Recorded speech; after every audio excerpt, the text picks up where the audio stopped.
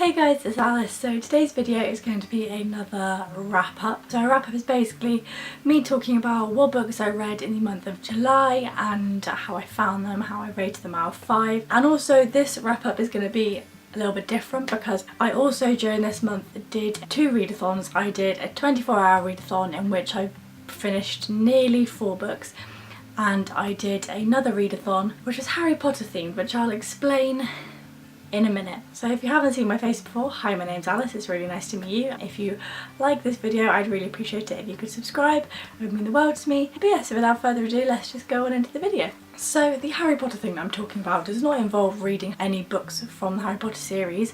It is just a readathon based on the Harry Potter Owls, which is the ordinary wizarding levels, and they take them, I don't know what year you are in when you take them. Yeah, so G on the channel Book Roast has created this readathon, and basically it's just all the different subjects at Hogwarts.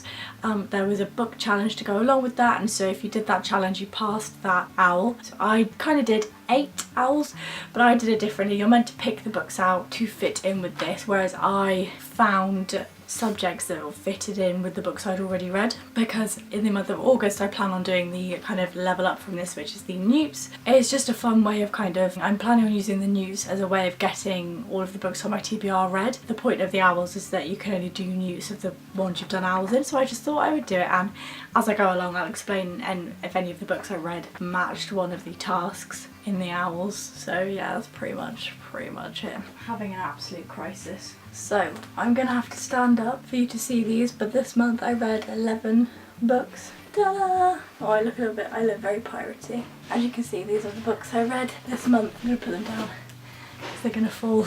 So I'm going to pull up my trusty Goodreads to tell me which books I read first and why I rated them. Okay, so the first book I read this month was The Book Thief by Marcus Zusak, and I actually read this from the end of June, so the 21st of June to the 3rd of July, and I rated this 4 out of 5 stars because it's an incredible book, but historical fiction is not exactly my favourite genre, so I didn't maybe love it as much as I would have loved a fantasy or a contemporary. Because I have 11 books to go through, even if I talk about each one for 2 minutes, then that's 22 minutes, so I'm really gonna have to speed over them massively. You can look at this as just letting you know what I've read if you're interested in that type of stuff. So set in Nazi Germany during the Second World War. It's about a little girl called Liesel who steals books, and it's about her family's struggles during the war and when they are actually hiding a Jew. So it's about that, it's about her relationship with this man. And yeah, it's overall an incredible book, and it's narrated by Death, so that completely adds a whole other tone to it. So 4 out of 5 stars. If you love historical fiction, go for it, and I think it's definitely a very important book to read, you know, reading from the side of someone who's German in the war, you know. But yeah, 4 out of 5 stars, good book. And so The Book Thief fitted in with the history of magic subject, and that was to read historical fiction, so that was the history of magic.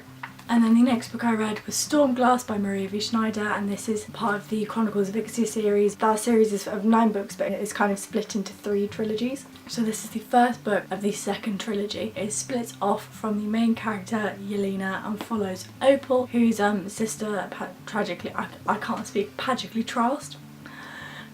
passed in the last few books, and she is a glass maker. It is about her learning to be a magician, but her powers are really different to anyone else, and it's about her learning how to help a different clan called the Storm Dancers, who use glass orbs to capture storms and control the energy and use it to help factories and for it not to destroy their country, but the orbs that they're using are shattering, so they need Opal's help on fixing that. I gave this a 4 out of 5 stars, and in terms of the Owls readathon, this covered the category of herbology because it had to be a book with a nature related word in the title, and this has obviously got storm in the title, so I took that as nature. Obviously it's not, you know, like leaf, trees, plants, but it's still nature, so I took it as that. So herbology.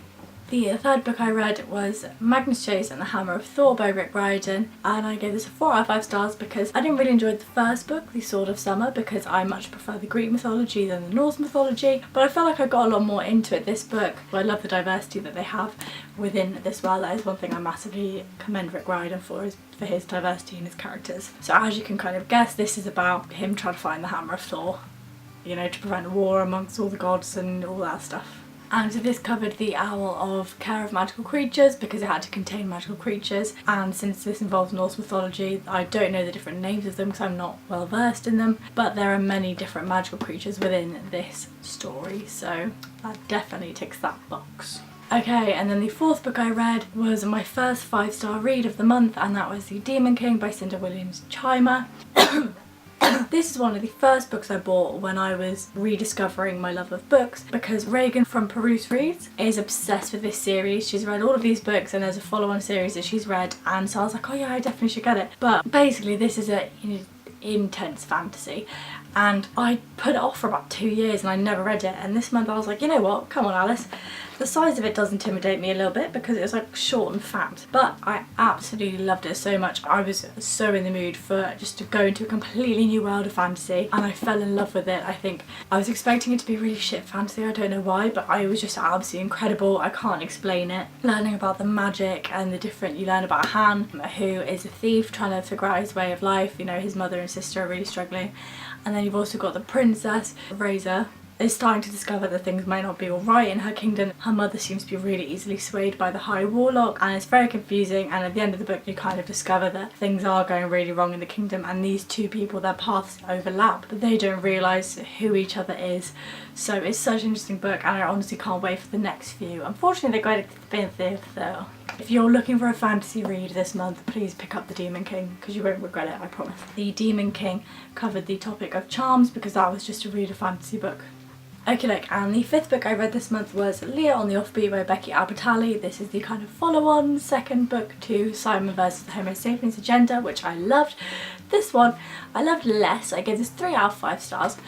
I don't really know why. I didn't fall as in love with Leah as I did with Simon in his book. I think I quite struggled to understand her and Abby's relationship, you know, whether they were just friends or whether it was something more. I'm happy with the way it all worked out in the end, but maybe this was meant to be confusing. That was maybe the point of it, but I did enjoy the characters. I did, you know, fall back in love with them, but I think Simon will forever and always be my favourite, so I found it quite hard to connect with Leah. Yeah, because even though you don't relate to a character, sometimes you still understand their thought process, or you can understand why they think that way, but I just couldn't quite seem to get on that level with Leah. But that's why I gave it 3 out of 5 stars. Still enjoyed it though. It's quite a short, easy read. Okay, and then the next few books I read were these 4 books from the Heroes of Olympus series by Rick Riordan, and I actually did a 24-hour readathon with these, and I will be posting that video hopefully next week, so I will go way more in depth about these books in that, so I'm not going to really describe them now. But for each of these books I gave 4 stars, 5 stars, 4 stars, 5 stars. Well, I'll speed through quickly, but these books follow on from the original Percy Jackson books, which I'm obsessed with. These were a reread for me, and I, again, loved them. It's basically following Percy Jackson and his friends from the ages of about 16, 17 now. It's the combining of the Greek demigod camp with a Roman demigod camp, and all of the demigods combining to help the gods again defeat the giants and Gaia, who is awakening. And so these books were all over 500 pages long, and I managed to read these top 3 in the 24 hours and 400 pages of the bottom one, and then I finished it over the next few days. So yeah, that's these 4. And in terms of the owls, the Lost Hero covered the subject of divination because that had to be read a book featuring prophecies. If you've read Rick Riordan's books, you know that prophecies feature quite heavily, especially in the Percy Jackson books, so that covered that topic. The Mark of Athena covered the topic of transfigurations because it says read a book that deals with transfiguration / shapeshifting or a similar theme, and one of the characters within that story has the ability to shapeshift that wasn't from the Roman side of his ancestry. So that's why that book qualifies for that. And then these 2 books I did pick out to read because they would fit with 2 of the things on here. Okay, and then the penultimate book I read in July was Ready Player One, which fits in with the Owls of Arithmetic because it had to be a book with a number on the cover or in the title, so Ready Player One. This book, right, is only just under 400 pages, but the writing is so tiny that it deceives you. So this took me so long to read. I read this when I was in Cornwall with my mum. 5 out of 5 stars, absolutely loved this. This is set in the future. It is, what would you call it, sci-fi? Yeah. And it's about this virtual reality called the Oasis, where, you know, some people don't even go to normal schools anymore. You go to school on this virtual world, and it follows the main character Wade, who doesn't have the money to travel anywhere outside of the planet of Ludus, which is where all the schools are. The creator of the Oasis, James Halliday, when he passed, he left a quest to find an egg, and whoever found that egg would have to find a certain number of keys to go through a certain number of gates, and they would inherit the Oasis and all of his money and his inheritance and all of that basically. This story follows Wade as he attempts this quest, but this was kind of deep sci-fi, like it was very well researched by the author, but I really loved it. I really enjoyed it. I felt so sucked into this world of like the video game, but also way more important than that, because like death threats started to happen and it's absolutely crazy, and the world outside is absolutely dire, and this has been turned into a movie which I haven't seen, so now I've read the book I'm really excited to watch the movie at some point. Yeah, 5 out of 5 stars, great book, good book, 10 out of 10 would recommend. And then the last book I read was Hero of the Fall by Alwyn Hamilton.